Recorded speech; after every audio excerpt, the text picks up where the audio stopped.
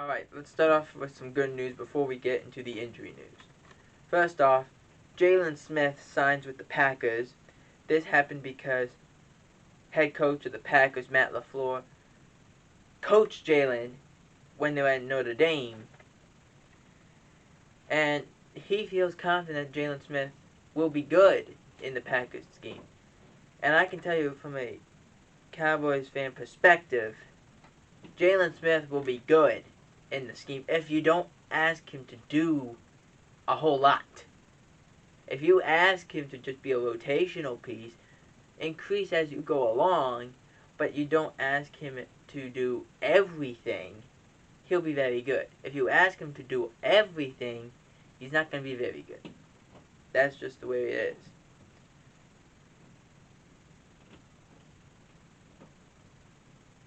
According to insiders, it was a vet minimum deal, so it's very inexpensive.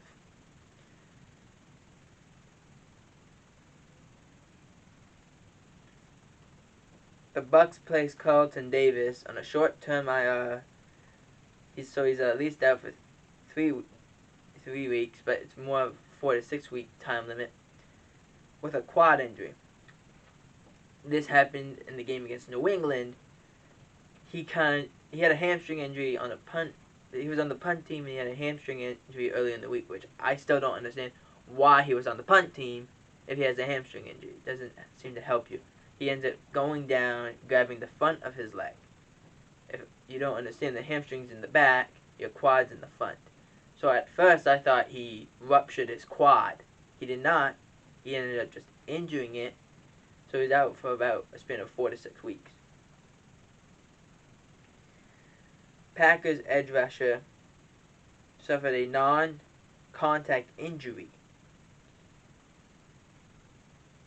A non-contact knee injury. Knee injuries are bad, but a non-contact injury is so much worse. Because there's nothing you did wrong. You didn't get hit. It was not like you ran into something. No, you just went down and boom, there it goes. So there's really nothing you can do. It's more of like, I wish, even if I would have gotten hurt, at least it would have been when I was trying to tackle a guy. Here I wasn't doing anything and I just went down like that. What else can you do? According to the Packers, it could be potentially significant. He's likely heading to IR. Las Vegas Raiders, Alex Leatherwood, working at right guard, and Brandon Perkins working at right tackle. This is because Leatherwood is still new to the league. He doesn't understand a lot of what he's supposed to do. And we saw that. He struggled against Joey Bosa, which who doesn't? But he has to learn to do multiple things so they understand we can move him around and he'll be good at every position that we do so. Which he's used to. He did it a lot in college where he moved around the offensive line. Juju Smith-Schuster to have surgery on his shoulder that he injured yesterday. He's supposed to be out for the season. This is a disappointing one. You play the Broncos, your best receiver gets hurt, you just have Claypool come back. Now he has to be the number one guy. This is a very harsh game. But if you saw what the Steelers did against the Broncos, they ran the ball with maybe not a whole lot of success. They did get over 100 yards, but maybe not a whole lot of success. But what they did was they ran the ball, gave Big Ben the chance to throw it, and not forcing him to throw the ball 58 times. Let him throw the ball at least 30 times. Let him just go, run the ball, even if it's... I love what Jimmy Johnson said on Sunday football. What he said was, let Big Ben have a run game a little bit, even if it's 2 yards. Just let him have a run game and then let him throw it. That way, there's not as much stress on him and he'll be better throughout the year. Now, injury news. Cards tight end Max Williams is feared to have had a serious knee injury that could take him out for the rest of the year. He got basically hit right on the knee.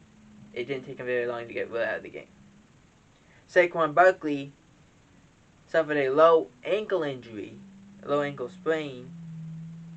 It could have been worse. His ankle blew up, but it's only could miss about a total of 2 to 4 weeks, which would be a shame, because as bad as that team is, with no Saquon Barkley and with no this man that we're going to talk about in a few seconds, it's going to be very hard. Talking about this man, Daniel Jones suffered a concussion against the Cowboys. He ran a bootleg, he was trying to get to the end zone, and Jabril Cox came in. Daniel Jones lowered his head, and he ended up jarring his head right into Jabril Cox's head and getting concussed, because when he got to his feet very slowly, and he tried to walk, and he ended up falling, and the refs were like, no, we can't. They had to end up getting the coat for him. It was a whole big thing. Not having him and having to have Mike Glennon play the rest of the game does not help you. And then their wide receiver Kenny Gallaudet ended up having a hyperextended knee later in the game.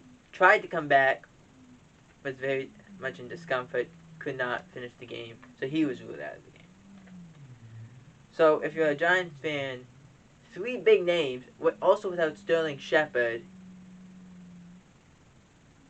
Not having him, not having these guys, and you don't get any favors. You play the Rams next week. If you don't have any of these guys, you're not going to win many games.